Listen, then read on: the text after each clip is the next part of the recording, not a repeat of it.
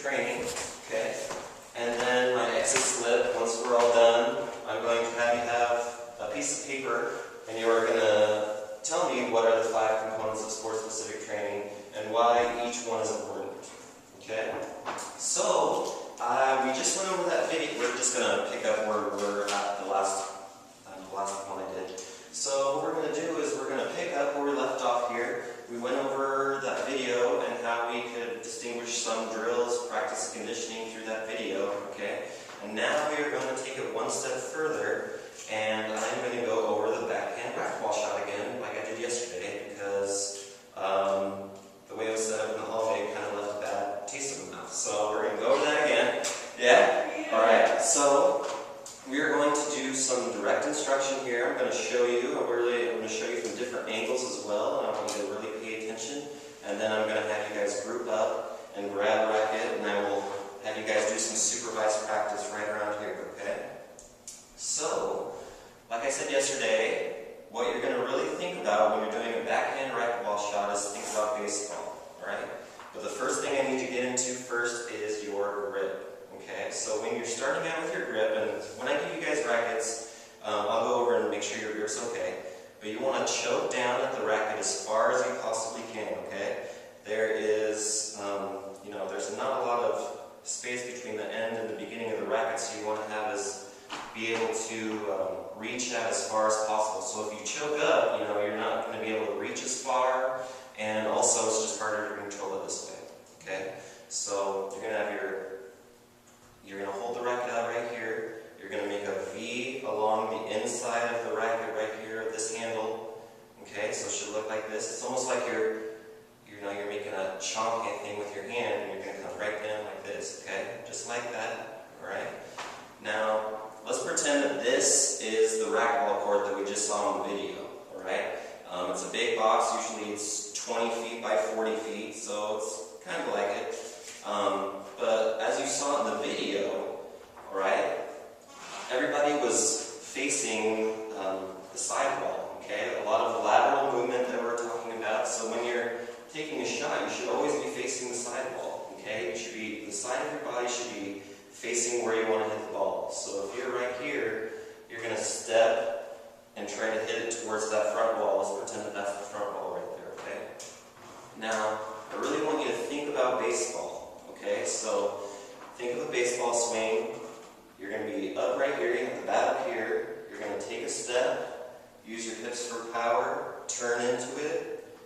Okay, extend your arms out, make contact with the ball, and then follow through. Okay, just like that. And you're going to pivot on your back foot and front foot at the same time, okay? You're going to squash the bug. Now it's the same kind of thing for racquetball, okay? You're going to start up here. You always want to have your racket flat, and when you guys do these drills, I'm going to have you up against the wall, so you're used to doing it like this, okay? A lot of people always come up like this, or like this, okay? You're going to be up against the wall, alright? You're going to take a step out, turn into it, and swing down in a sweeping motion, okay? And pivoting on the balls of your feet, just like that, okay? Now, bringing it back to baseball again, making those ties with cross-training, alright? You are going to think about the strike zone being between your toes and your knees when you do a racquetball shot.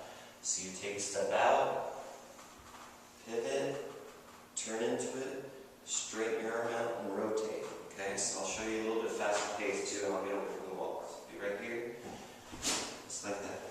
Right here. Just like that. Taking a step in, just like that, okay? Over and over. Okay? I'll show it to you from this angle now, alright? So say I'm trying to hit it this way. The side of my body is facing where I want to hit it. Be right here, take a step, turn into it, and I'll follow through. Right here. Okay? Right here. Right here. Just like that. Okay? So, I'm going to have you guys go ahead and come on up here. You're going to grab a racket and practice this a few times, okay? And I'm going to, see where you are. And then when you do this, I also want you to think about what major movements and muscles that you might be using during